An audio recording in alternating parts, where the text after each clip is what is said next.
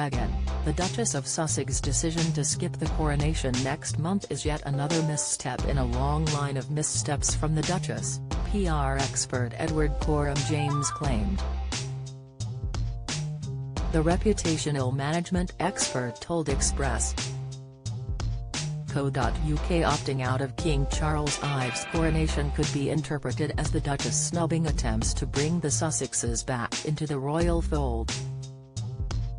Buckingham Palace confirmed on Wednesday Meghan will not be returning to the UK for the service but instead stay at home with her children Prince Archie and Princess Lilibet.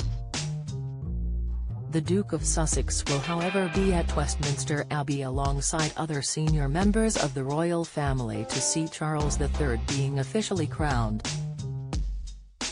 James said the optics of Meghan skipping the service could further damage her and Harry's reputation. Harry and William to be separated at coronation to avoid them being forced into public row, the Go Up CEO said, whereas this is clearly the better outcome for the royal family at large, from a personal reputational point of view it is yet another misstep in a long line of missteps from the Duchess. There is often a gap between the reality of a decision-making process, and the optics of it. We do not know the reality of her decision. Perhaps there is a pressing reason for her to remain home, and this cannot, and should not, be discounted as a possibility. However, the optics are that of snubbing yet another olive branch extended by her father-in-law. The couple had already sparked criticism after missing the deadline to respond to King Charles' invitation until 3 weeks before the coronation.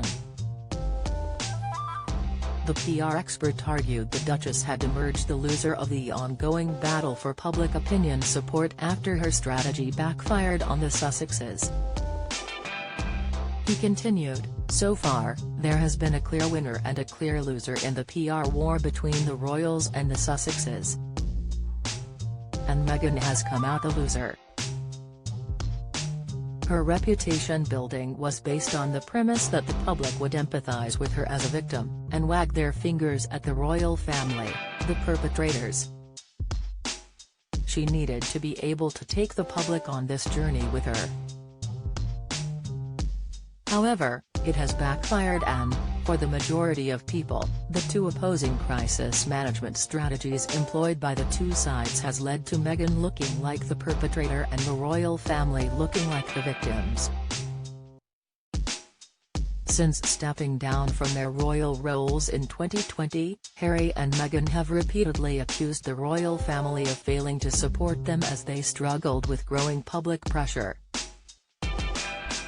Scobie lashes out after Charles snubs Sarah Ferguson, latest inside King Charles and Meghan Markle's irreparable relationship, details Harry knew he would always regret not attending King's coronation, comment. The Duchess also lamented she struggled with adapting to her new royal role as she only had her husband to rely on for teaching her how to conduct herself. Speaking to Oprah Winfrey 1 year after renouncing her working royal position, Meghan said, "There was no guidance as well, right?" However, Meghan's claims were debunked shortly after in the book Finding Freedom, which was penned by two authors considered to be very favourable towards the Sussex camp. Authors Scobie and Caroline Duran claimed the late Queen herself during a joint outing with the newly minted royal before she even married Harry. They wrote, "The Queen was wonderful, warm, and generous towards the new Duchess," a source close to Her Majesty said. "She made sure Meghan knew what was going on and made her feel very much at home because it was her first trip." Indeed, before the two stepped off the train, the Queen gifted Meghan with a delicate pair of pearl and diamond earrings. Meghan, an avid learner studying all she could on royal protocol, was often seen carrying binders full of research so she didn't put a foot wrong.